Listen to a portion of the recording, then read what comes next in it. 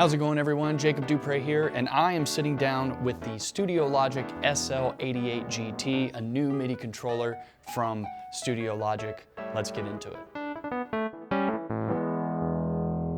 In a nutshell, this controller is perfect for the studio owner. If you're at home, you're working in a DAW, this thing is ready to work with you and become a part of your workflow. And with the Pneuma player, which is what I'm going to be using to play some sounds, it's immediately going to talk to that software using SL-Link. But not just that program, which is made by Studiologic, but anything that is compliant with SL-Link. And there's going to be a list, a growing list of other apps and sound libraries that will work with SL-Link. So when you see the Studiologic controllers, you can tell right away it's very simple. Right, and that's not a negative, it's done intentionally. You really don't need much more to control your DAW and get lots of sound shaping and creative tools. You know, with the 2 stick controllers over here, you get pitch bend type capabilities, mod with stick 2.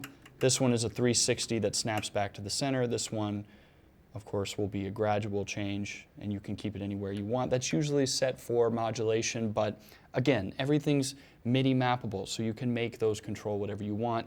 You have knob A and B here. This one's actually set to control the master out for the audio interface because, yes, this controller has a built-in audio interface, just like the Pneuma X piano, which is the digital piano version of this same interface. So, you know, you don't need something else. You don't need another console or audio interface. You can just go stereo out of here, and all the sounds that you're using with Pneuma Player or any SL-Link compatible app, you can hear. It's really awesome. Definitely good for at home, but for taking on a gig, how nice is it to have an audio interface built in? Under here you have the zones, which is kind of the standard setup now with the new user interface from Studiologic. You have, of course, zone 1, 2, and 3, and 4, which you can arm and disarm. The color coding makes it easy, changing the level of each zone so you're able to mix the sounds and get the different kind of levels that you want for your splits, for whatever you're doing with the 4 zones. Under the knobs, you have the buttons, 1, 2, 3, and 4, to be able to select and make different edits to the zones. But you can see underneath are your transport controls. So that's going with this keyboard being a companion to a DAW. You have record, play, stop, loop, and again, it's made to work right away with Logic or Ableton or whatever DAW you're using. It's going to map itself, and you don't have to be on your laptop. You can just be right here on the keyboard.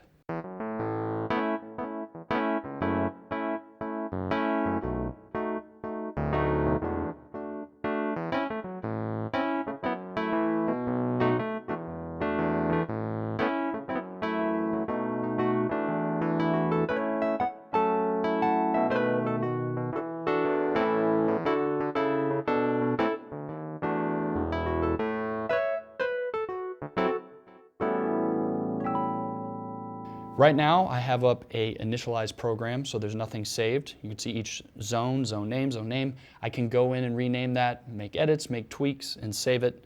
But if I go over to the right on the encoder, now I'm in split keyboard range, and this is where I can really start using the power of the controller to split the keyboard between those zones. Again, those are my MIDI instruments that are playing on each zone. And if I click a couple times, now I can do a really special kind of multi-split where I can set the high and the low split points for each zone. So like right now I've got a split on zone 3 from D4 to D6. I can go to zone 4, go all the way up to the top of the keyboard, and then there. So now I have like the zone from here to here and split between the keyboards, but I can overlap them as well. So I can set the high point to start here, and I can create some really unique layers, you know, where sounds are blending between certain zones. And I think this is really a nice feature to have for those of you at home that are trying to especially create big patches, big layers. And perhaps you even want to take this out live and be able to have, you know, your bass over here, a couple synth pads, maybe a solo lead up top. You can set that up really easily, and the screen gives you that visual feedback so you know what you're doing. I want to give you a quick look at the sticks that we have over here. I have stick 1 and stick 2. So if I just play a quick sound, what's cool about it is because it's 360, I can move it in any direction, but it always snaps back. So it gives you some, ability to do some really quick, expressive kind of things like.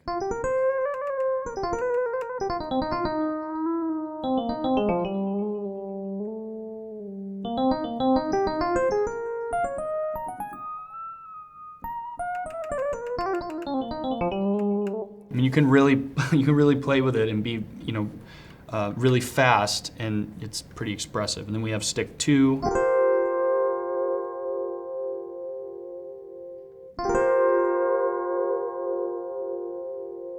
Which is controlling like a rate for a modulation or tremolo right now.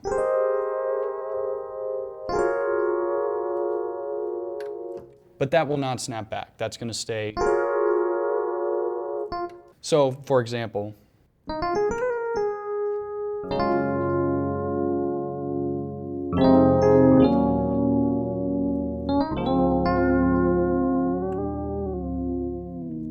so it's really unique. I can't really think of another controller that has this style for the pitch bend and for a mod wheel. Typically you might have the typical vertical up and down, or Nord has kind of their special one. But I like the simplicity of this one. Again, that's kind of the main sort of concept here. It's simple with intention. It's meant to just be that controller that's multi-purpose. You can plug and play and just get creative easily. A quick note on the touch on this keyboard. This has a Fatar TP400 key bed. Now, as far as I know and what I've been told is, right now, at the recording of this video, it's the only keyboard on the market that has this particular key bed. Let's take a look at the I/O quickly. We have the headphone output, left and right output. That's for your audio interface that's built in, and that's what we're using right now. It's the built-in audio interface. The pedal inputs, pedal 1 is a sustain pedal, but you have pedal 2 and 3, so you could use an expression pedal, for instance, to control your sounds in real time. Next to that, MIDI in and out, in case you have gear that uses that kind of MIDI connection. But you might notice, next to that we have power and USB-C, that there's no other kind of power on this thing. So no IEC cable, no DC power. This is being powered completely by USB-C, going straight into the laptop. And my laptop's not plugged in either. So just a laptop on battery power is enough to power this controller through USB-C, a full 88 key controller. That's pretty awesome. This has been a quick look at the SL88GT. If you've got any further questions about it, you can call your Sweetwater sales engineer or go to sweetwater.com, where you can find all of your pro audio and instrument needs. Thanks for watching.